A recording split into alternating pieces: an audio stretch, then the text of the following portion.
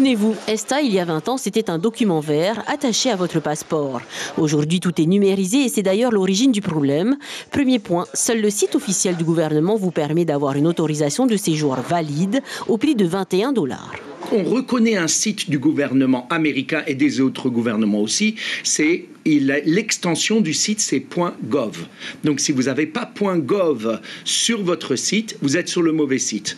Numéro 2, quand vous allez remplir, il faut bien faire attention. Les gens, ils ont pris trop l'habitude de faire leur ESTA en 10 secondes. Ils remplissent à la va-vite. Mais ce qu'il faut comprendre, c'est l'impact d'une erreur de saisie quand on habite en Polynésie. On n'est pas à Paris où quand on fait une erreur, on peut aller à l'ambassade, demander un rendez-vous et faire un visa. Parce que si on fait une erreur de saisie, il faut bien comprendre, ESTA nous est refusé à vie.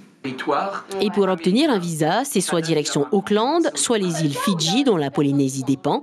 Mais attention, les délais peuvent être plus ou moins longs. Mais en ce moment, tous les ambassades du monde sont complètement dépassées par les demandes de visa.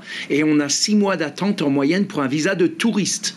À ce jour, une dizaine de Polynésiens ont fait les frais d'un ESTA mal rempli, alors prenez le temps de bien relire votre demande. De plus, il ne faut pas oublier que même avec un ESTA valide, l'accès au territoire américain peut vous être refusé par les agents d'immigration. Enfin, l'ESTA permet le tourisme, mais aucunement de travailler sur place.